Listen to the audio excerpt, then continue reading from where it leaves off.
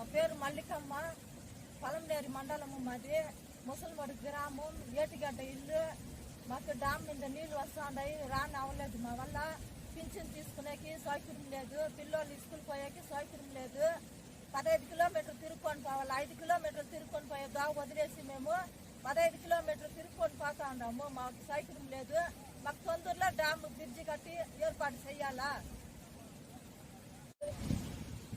నా పేరు రోజా. మేము పలంనేరు మండలం నుంచి ముసలిమడుగు గ్రామం నుంచి మాట్లాడుతున్నాము. ముసలిమడుగు నుంచి ఏటిగడ్డ అనే గ్రామం, చిన్న గ్రామం నుంచి మాట్లాడుతున్నాము. మేమంతా ఎస్టీ కాలనీ యానాదుల నుంచి 40-80 ఇండ్లు ఉన్నాయి. మా తరఫున ఇంకా ఒక 40 ఇండ్లు ఉన్నాయి. మాకంతా రాకపోకలకి చాలా కష్టంగా ఉంది.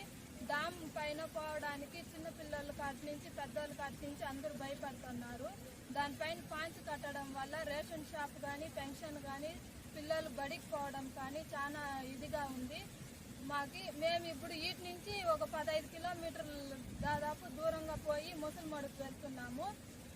ఎవరికైనా గబాని జ్వరం వచ్చినా, ఏదైనా ప్రెగ్నెన్సీ వాళ్ళు కానీ ఎవరైనా కానీ ఈ డామ్ పైన పోవాలంటే మాకు చాలా కష్టంగా ఉంది.